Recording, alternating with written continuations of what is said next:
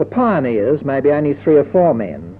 If the land proves good, they invite close relatives to join them. The news of the discovery soon spreads, attracting other clans.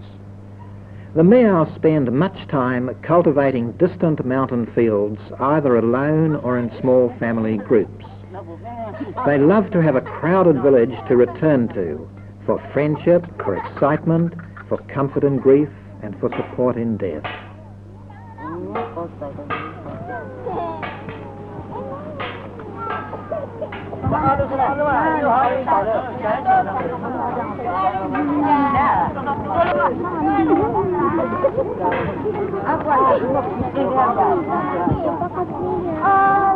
There are about 60,000 Miao in Thailand. Most have arrived within the last 50 years. They are either blue Miao or white Miao, so called because of the colours of their women's costumes. They can understand each other's dialects and may intermarry, but generally the blue Miao live in areas separate from the white Miao.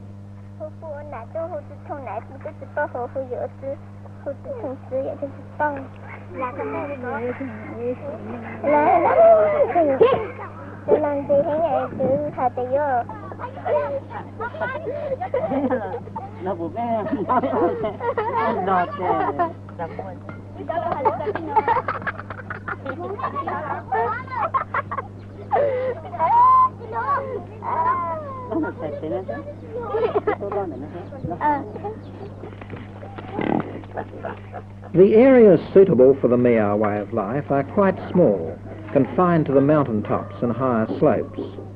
The welcome that first-comers give to clansmen and other Miao leads to overcrowding. Continuous cultivation of maize and poppies on the same land exhausts it. Therefore, every 10 years or so, the Miao group moves on, or perhaps back to areas cultivated long ago. For their food and clothing, for the cash they need to buy other necessities, they rely on the annual round of agricultural activities in their mountain fields.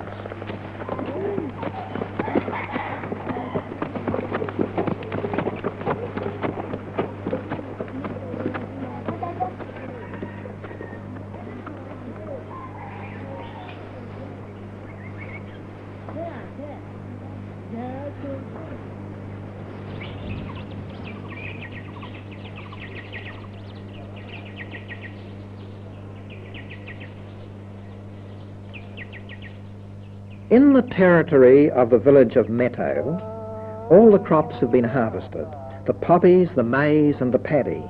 The fields dry in the growing warmth of January and February, and it is too early to burn them off for the new year's planting.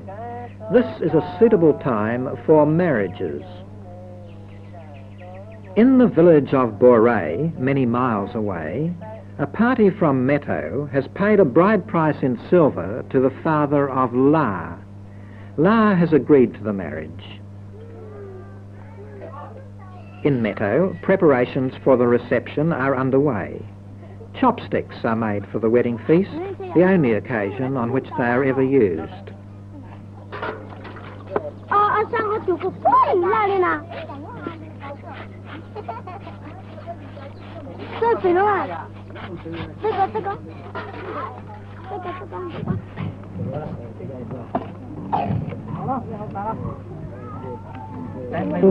On marriage, a bride passes completely out of her own clan into that of her husband. La's going away is heart-rending for her sisters as well as for herself. Many Miao songs speak of the bride's sadness. This song tells of the wish of a daughter to stay with her parents forever, to love them and to show her gratitude. Now her husband has come for her. She is frightened. He may not be kind. But her parents say they have accepted his price, drunk his whiskey, eaten his pig, and she must go. Although they have said they love her, their actions seem to belie their words.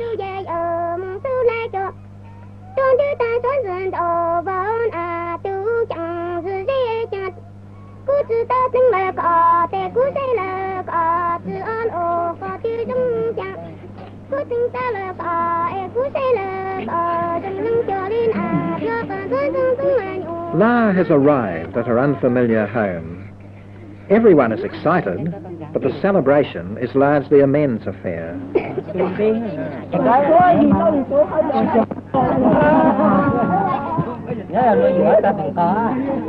Lao Phai is speaking for all the clansmen of Suk, the bridegroom. He assures La's father and friends that they follow the same customs, also worship ancestors, and that they will care for La and allow her to return on visits or when they are sick. La is older than Suk. Much later he may take other wives. But La will be the senior, and the others should come only with her consent, although she may feel constrained to give it.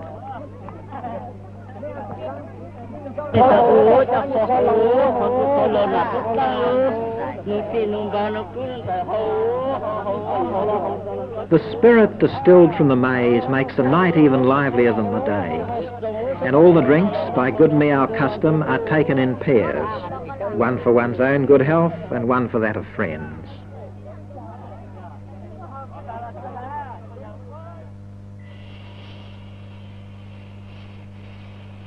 In April, the calling of the cicadas indicates that the time for burning off new clearings made in the previous months has arrived.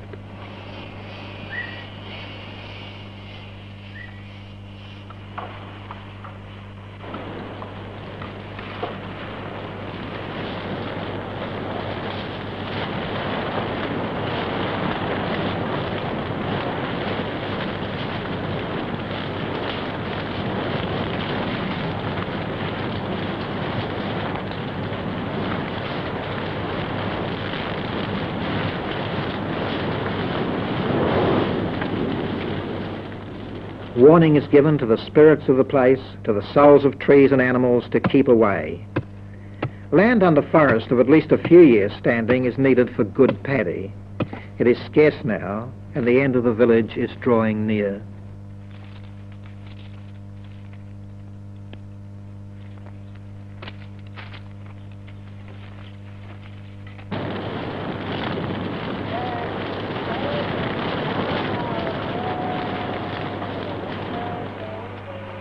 Maize, and the poppies which are planted after it is harvested, can be grown on the same fields year after year.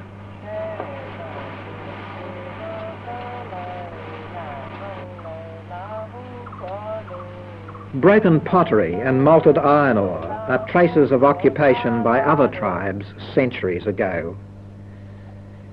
At the end of April, the hot, dry season is about to end. Maize is planted first because it germinates more slowly. Fine calculation on the date of the coming rains is less necessary.